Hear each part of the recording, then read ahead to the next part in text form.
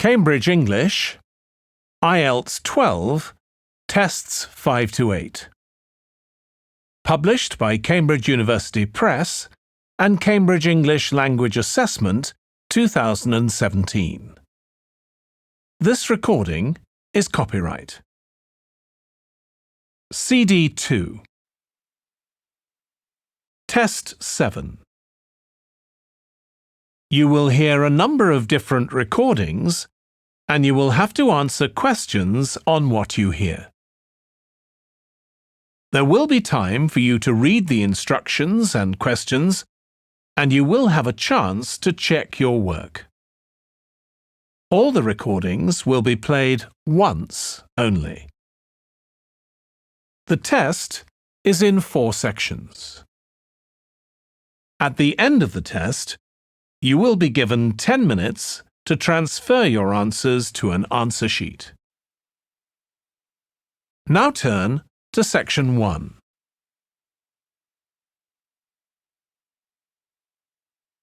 Section 1.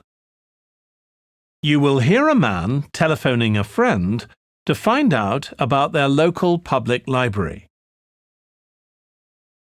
First, you have some time to look at questions 1 to 4.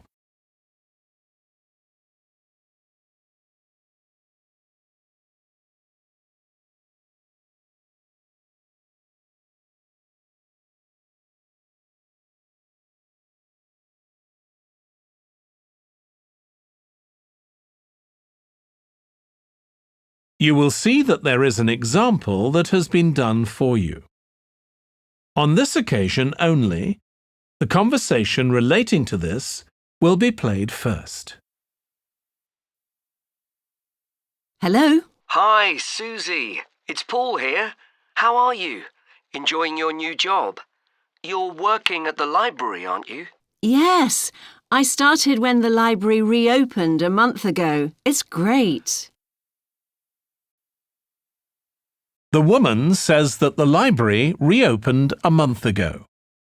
So month has been written in the space. Now we shall begin. You should answer the questions as you listen because you will not hear the recording a second time. Listen carefully and answer questions 1 to 4. Hello? Hi, Susie. It's Paul here. How are you? Enjoying your new job? You're working at the library, aren't you? Yes, I started when the library reopened a month ago. It's great. Actually, Carol and I have been meaning to join for a while. Oh, you should. It doesn't cost anything, and the new library has all sorts of facilities. It's not just a place where you borrow books. For instance, there's an area with comfortable seats where you can sit and read the magazines they have there. Some people spend the whole morning there.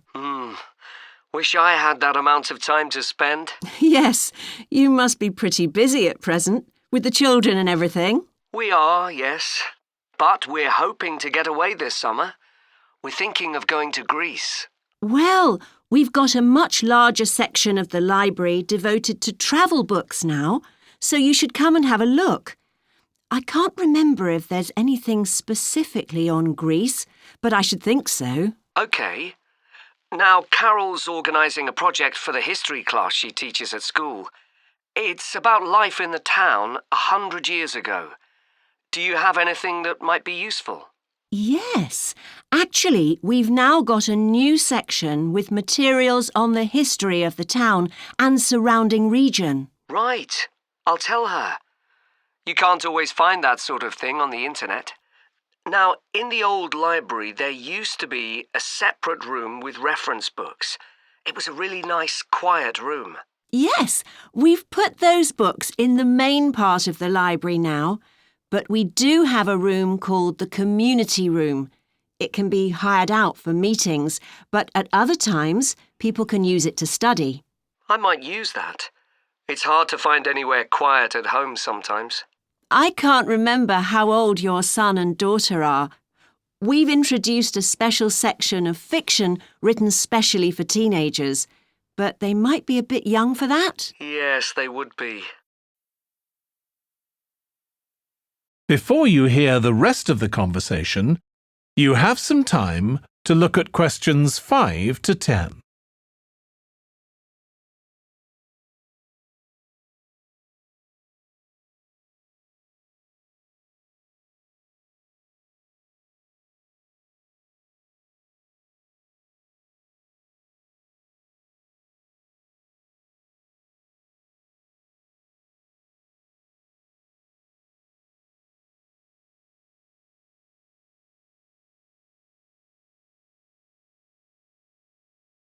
Now listen and answer questions 5 to 10.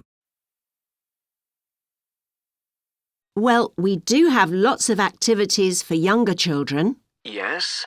For example, we have a science club. At the next meeting, they're going to be doing experiments with stuff that everyone has in the kitchen, sugar and flour and so on. They might be interested, yes. And we have a competition for children called Reading Challenge. That doesn't begin until after the end of term. They have to read 6 books and they get a certificate if they manage it. So that gives them something to do while they're on holiday, instead of getting bored. That's the idea. And there's special activities for adults too. On Friday, we have a local author called Tanya Streep who's going to be talking about her new novel. It's called Catch the Mouse, and she based the story on a crime that actually took place here years ago. Right. We're not free on Friday, but I'll look out for the book. Now, this probably isn't for you, but we do have IT support available for members. We get quite a few older people coming along who are wanting to get up to speed with computer technology. It's on Tuesday mornings. They don't need to make an appointment or anything. They just turn up. Well, my mother might be interested. I'll let her know. OK. And there's another service which you wouldn't expect from a library, which is a free medical checkup. The hospital arranges for someone to come along and measure the level of sugar in your blood, and they check cholesterol levels at the same time. Really? Yes, but that's only for the over 60s, so you wouldn't qualify. OK. Well, I'll tell my mother. She might be interested. What other information? Well, we do have a little shop with things like wall charts and greetings cards, and also stamps, so you can post the cards straight away, which is really useful. Yeah. Well, I'll bring the children round at the weekend and we'll join. Oh, one more thing. I'll be bringing the car. Is there parking available? Yes, and it's free in the evening and at weekends. Perfect. Well, thanks, Susie. See you soon. That is the end of section 1. You now have half a minute to check your answers.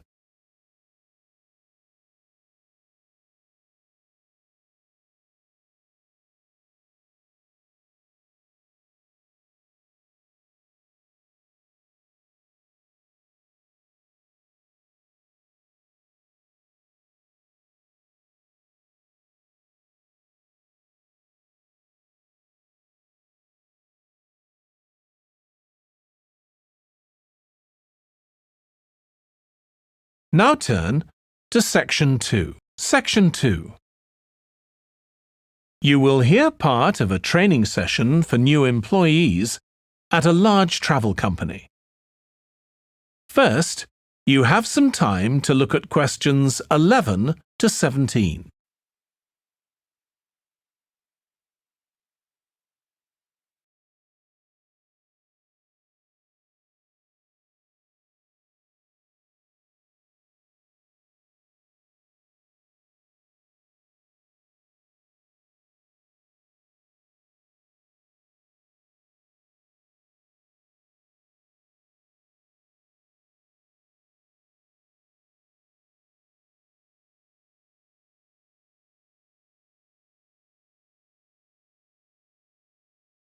Now listen carefully and answer questions 11 to 17.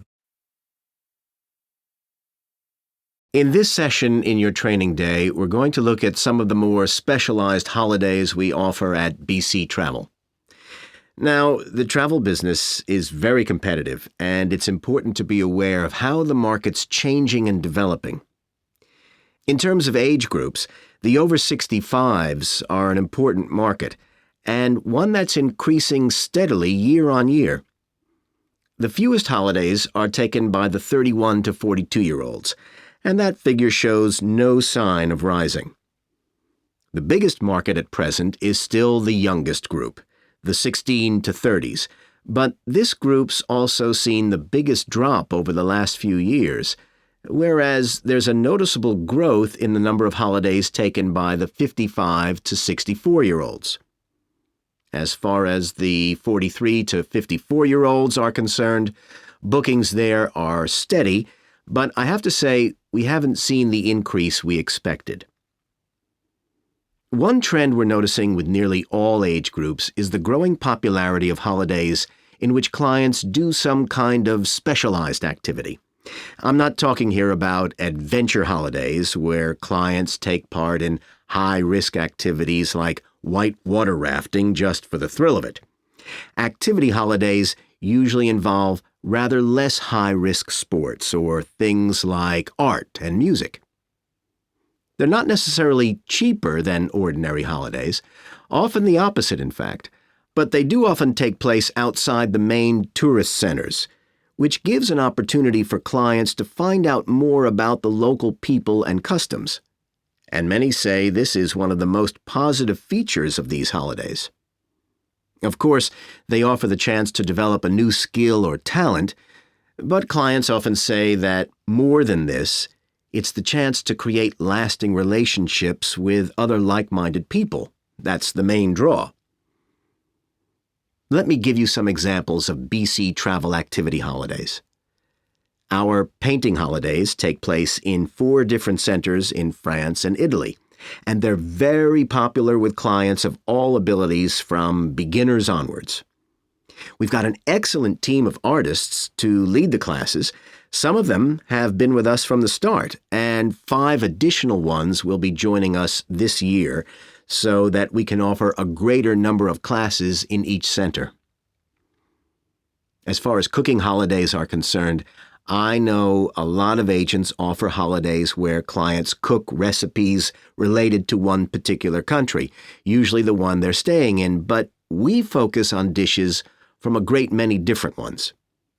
Apart from that, you'll find the usual emphasis on good quality organic ingredients. That's more or less a given nowadays, and there are generally some meat-free recipes included. Our photography holidays take place in a wide range of countries from Iceland to Vietnam, and clients have the opportunity to see some stunning scenery. Groups are small, no more than 8, so clients can have one-on-one tuition during the holiday, and excursions are arranged with fully trained guides. At the end of each holiday, an exhibition is held of the photographs taken, so that clients can see one another's work and receive valuable feedback from the tutor. Before you hear the rest of the training session, you have some time to look at questions 18 to 20.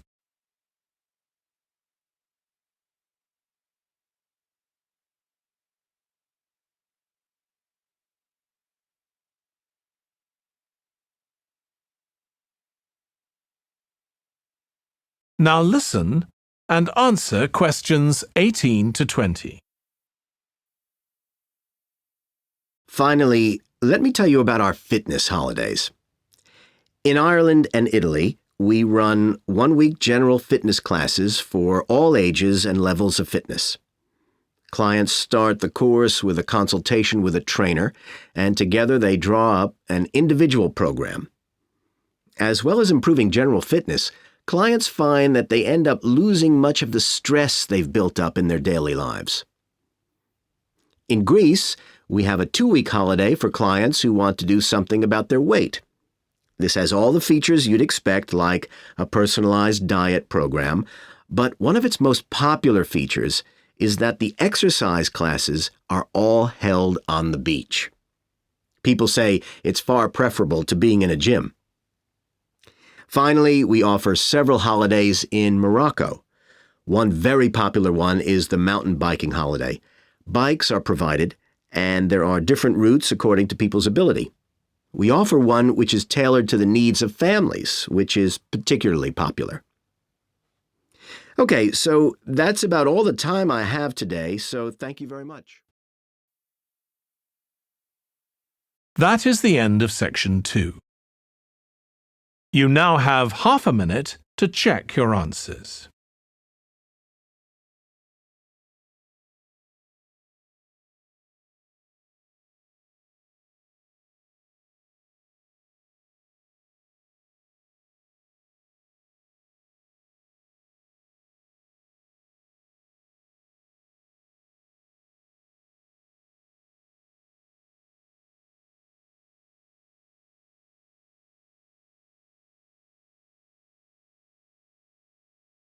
Now turn to section 3. Section 3. You will hear 2 tourism students, called Natalie and Dave, talking about the tourism case study they are doing. First, you have some time to look at questions 21 to 26.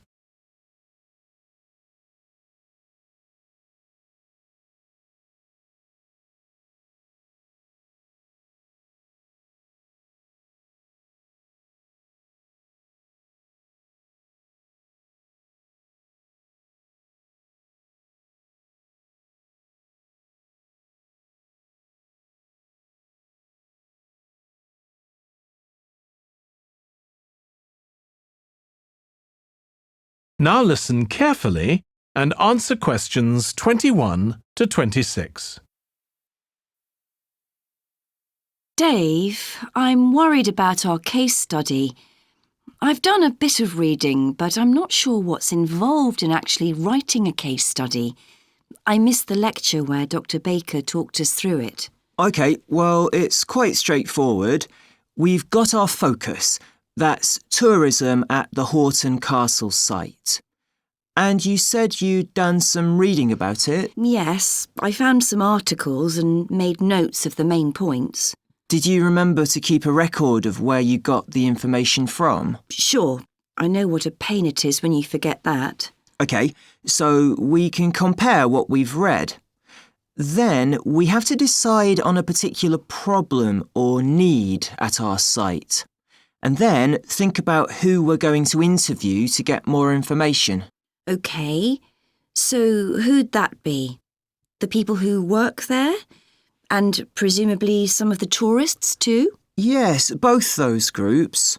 So we'll have to go to the site to do that, I suppose. But we might also do some of our interviewing away from the site. We could even contact some people here in the city, like administrators involved in overseeing tourism. OK, so we'll need to think about our interview questions and fix times and places for the meetings. It's all going to take a lot of time. And if we can, we should ask our interviewees if they can bring along some numerical data that we can add to support our findings. And photographs? I think we have plenty of those already.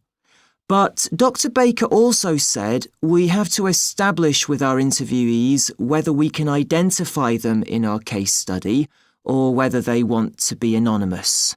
Oh, I wouldn't have thought of that. OK, once we've got all this information, I suppose we have to analyse it. Yes, put it all together and choose what's relevant to the problem we're focusing on, and analyse that carefully to find out if we can identify any trends or regularities there. That's the main thing at this stage, rather than concentrating on details or lots of facts. OK, and then once we've analysed that, what next? Well, then we need to think about what we do with the data we've selected to make it as clear as possible to our readers. Things like graphs or tables or charts. Right. Then the case study itself is mostly quite standard. We begin by presenting the problem and giving some background, then go through the main sections. But the thing that surprised me is that in a normal report, we'd end with some suggestions to deal with the problem or need we identified. But in a case study, we end up with a question or a series of questions to our readers, and they decide what ought to be done. Oh, I hadn't realised that. Before you hear the rest of the discussion, you have some time to look at questions 27 to 30.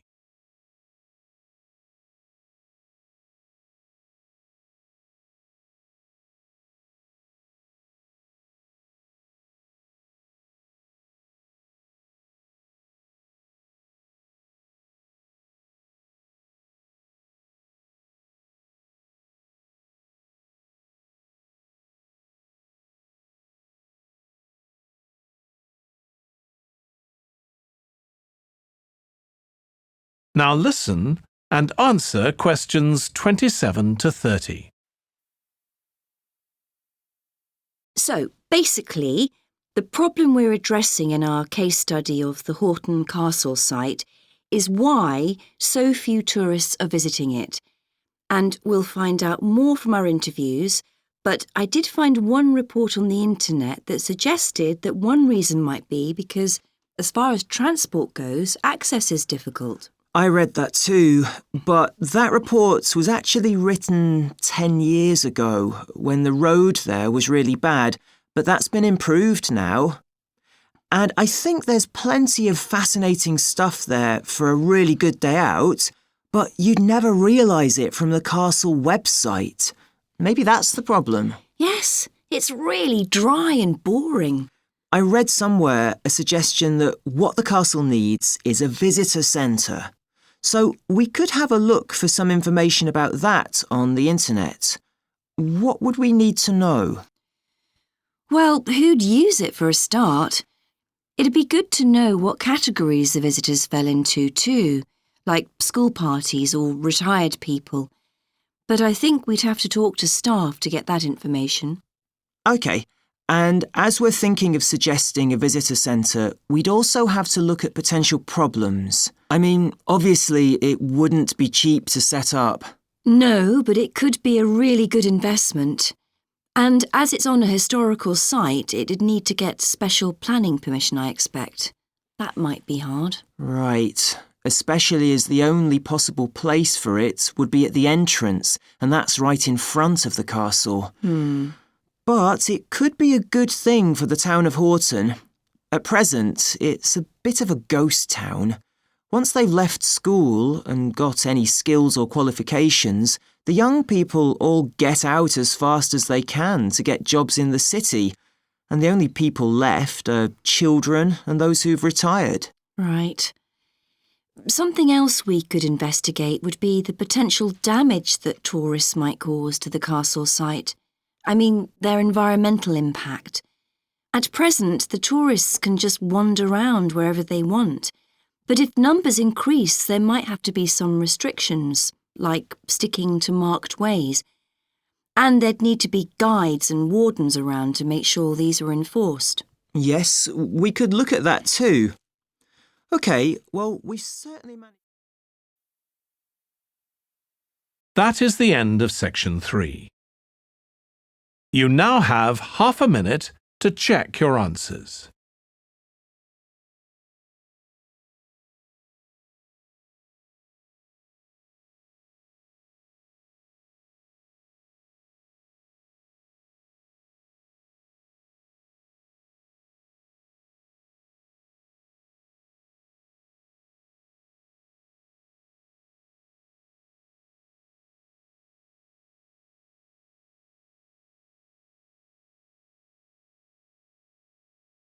Now turn to Section 4. Section 4. You will hear a lecturer on an environmental studies course discussing how birds are affected by environmental change. First, you have some time to look at questions 31 to 40.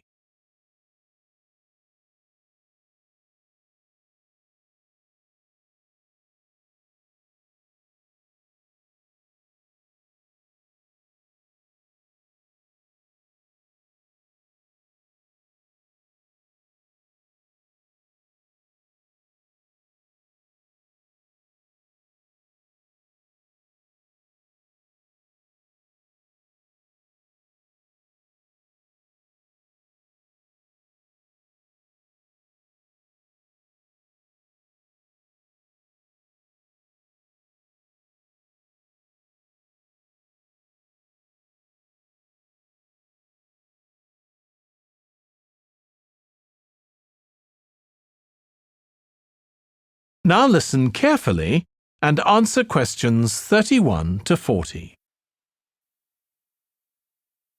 OK, so we've been looking at how man-made changes in our environment can affect wildlife. Now, I'll discuss a particular example. Let's take a look at mercury.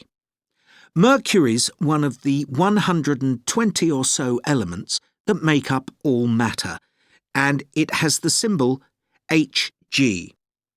It's a shiny, silvery substance. You may have seen it in old-fashioned thermometers, but it's not used much for domestic purposes now because it's highly toxic. But the problem is that the amount of mercury in the environment's increasing. The main reason for this is the power plants used to produce electricity. The main source of energy that most of them use is still coal, and when it's burned, it releases mercury into the atmosphere. Some of this gets deposited into lakes and rivers, and if it's ingested by a fish, it's not excreted. It stays in the fish's body, and it enters the food chain. So, it's been known for some time that birds which eat fish may be affected. But what wasn't known until quite recently is that those that eat insects can also be affected. So, a woman called Claire Varian Ramos is doing some research on how this is affecting birds. And rather than looking at how many birds are actually killed by mercury poisoning, she's looking for more subtle sub-effects. And these may be to do with the behaviour of the birds, or with the effect of mercury on the way their brain works, so whether it leads to problems with memory, for example. And she's particularly focusing on the effects of mercury on bird song. Now, the process of song learning happens at a particular stage in the bird's development.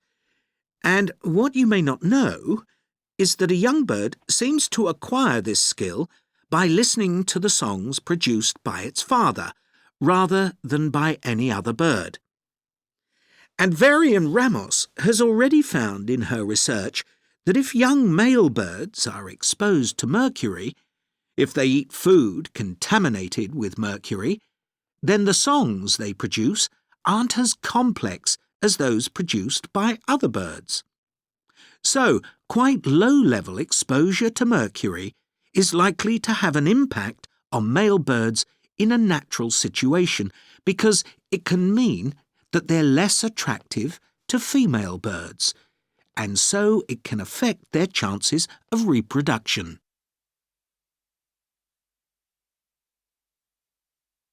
Now, the way she's carrying out this research is worth thinking about.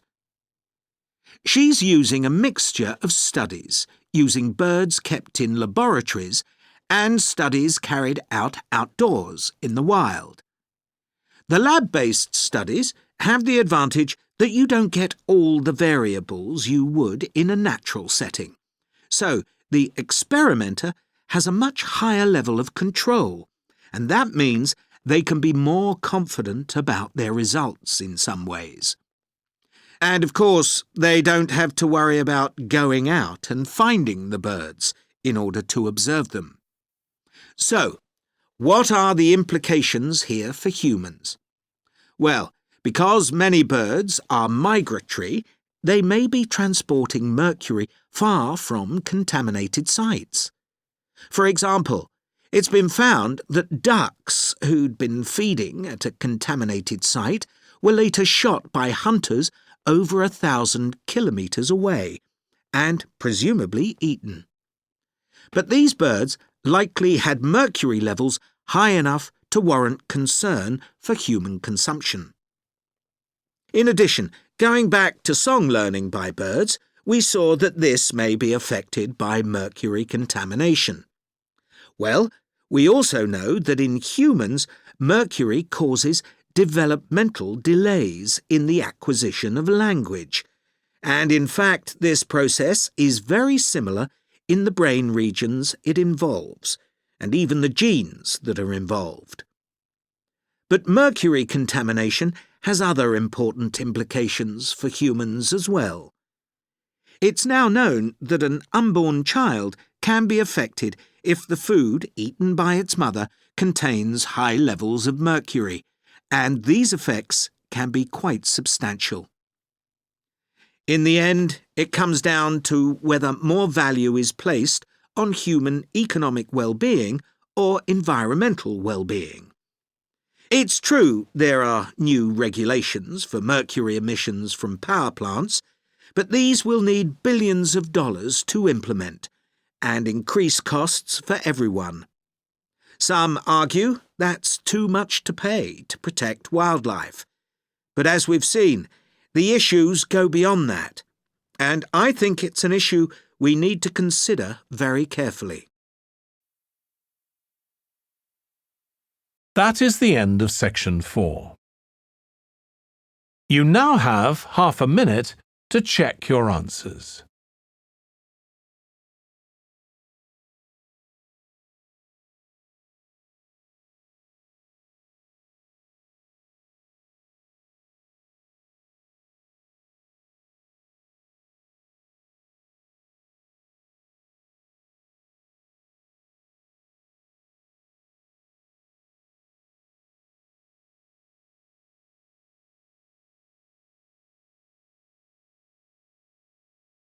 That is the end of the listening test. In the IELTS test, you would now have 10 minutes to transfer your answers to the answer sheet.